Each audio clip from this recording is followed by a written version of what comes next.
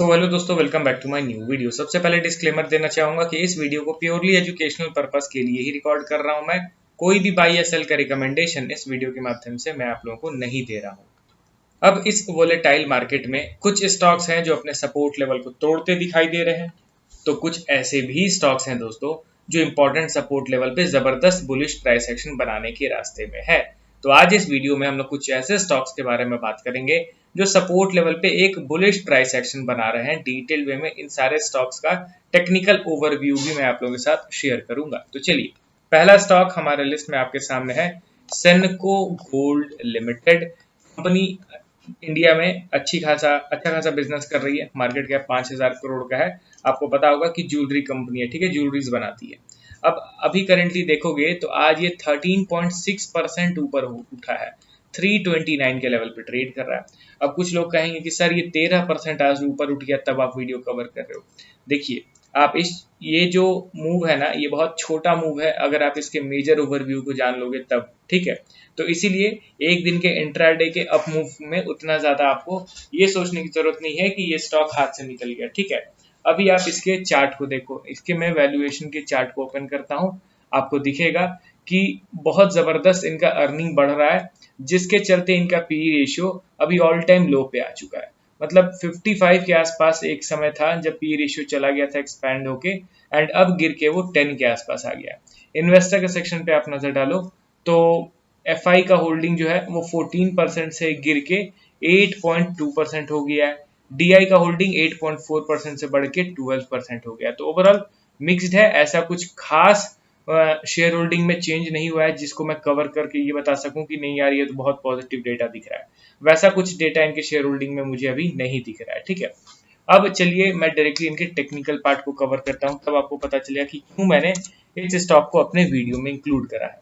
अभी यहाँ पे आप ध्यान से देखो, अगर आप पिछले एक साल का चार्ट देखोगे तो आपको क्या दिख रहा है कि सेनको गोल्ड एक ही लेवल पे कंसोलिडेट कर रहा है, ठीक है। एंड मेन जिस लेवल से बाइंग स्टार्ट हुआ था उसी पर्टिकुलर लेवल पे अभी भी बाइंग स्टार्ट होता हुआ दिखाई दे रहा है। नो डाउट यहाँ पे ये जो कैंडल स्टिक है वो 13%, अभी करेंटली 15% ऊपर उठ गया है, तो 15% का मोमेंटम तो आपको दिख रहा होगा। बट जैसे ही मैं चार्ट को जूम आउट करूंगा तब आपको पता चलेगा कि जिस हिसाब से यहाँ पे करेक्शन हुआ है उसके कंपैरिजन में अगर यहाँ पे एक्चुअल वे में स्टॉक बुलिश बनता है तो ये तो मूव बहुत छोटा रह जाएगा। उसके कंपैरिजन में आपको बहुत बड़े बड़े ऊपर के टारगेट्स भी देखने को मिलने वाले हैं। सेनको गोल्ड के स्टॉक को आप देखो तो सबसे पहला चीज कि ये अपने इंपॉर्टेंट सपोर्ट लेवल पे है, ठीक है। दूसरा चीज आप ध्यान दीजिए कि ऑल टाइम हाई से एकदम शार्प सेल ऑफ हुआ है। मैंने आपको कई बार बता रखा है कि जब पैनिक वे में नीचे गिरता है कोई स्टॉक तो लंबा कंसोलिडेशन के बिना वो ट्रेंड को रिवर्स नहीं कर सकता है। इंस्टेंटली बाइंग हो जाए, वी शेप में आप रिकवरी देख लो, तो वैसा नहीं होता है स्टॉक में। एंड सेनको गोल्ड के स्टॉक को आप देखो तो ऑल टाइम हाई से कितना नीचे गिरा है इन टर्म्स ऑफ परसेंटेज। मैं यहाँ पे ऑल टाइम हाई से 52 वीक लो अगर देखता हूँ 70%, 70% स्टॉक नीचे गिरा, ठीक है। उसके बाद यहाँ पे देखो तो बाइंग स्टार्ट हो गया। एंड ये बाइंग जो है वो छोटा मोटा नहीं है, अगर मैं परसेंटेज में मेजर करूं तो स्टॉक ऑलमोस्ट 76% रिकवर कर गया था विद इन फ्यू डेज। अब यहाँ पे कई लोग सोच रहे होंगे नहीं भाई चलो अब हो गया, इतना गिर गया 70%, फिर 70% ऊपर भी उठ गया, तो अब ये अपने जर्नी को टोटली चेंज करने वाला है, अब ये अप ट्रेंड में कन्वर्ट होने वाला है। बट आप देखो तो क्या यहाँ से बाइंग कंटिन्यूस हो पाया क्या? बिल्कुल भी नहीं। उसके बाद एक साल तक स्टॉक अंडर परफॉर्म किया। तो यही चीज मैं कहता हूँ कि कंसोलिडेशन इज मस्ट, ठीक है।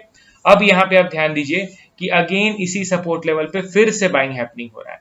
एक इंपॉर्टेंट रेजिस्टेंस आप ड्रॉ करके बैठिए 400 रुपीज, ठीक है। जितना कंसोलिडेशन होना था उतना हो गया एंड स्टॉक अपने इंपॉर्टेंट सपोर्ट पे है।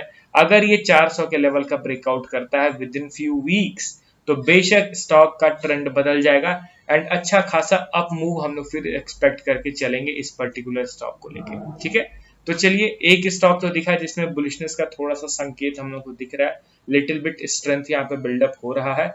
अगले स्टॉक की ओर हम लोग बढ़ते हैं। अगला स्टॉक हमारे लिस्ट में है सोलर इंडस्ट्रीज लिमिटेड। इस स्टॉक को थोड़ा सा भी ध्यान दीजिए दोस्तों, क्योंकि ऑलरेडी फंडामेंटली तो स्ट्रांग है ही ये एंड हाई बीटा स्टॉक है। ये तेज रफ्तार में नीचे गिरता है तो उससे डबल तेज रफ्तार में ऊपर की ओर भी मूव करता है। एंड अगर आप इसके मोमेंटम को चेक करना चाहोगे तो ऑलरेडी इसने अपने मोमेंटम को दिखा रखा है हिस्ट्री में भी।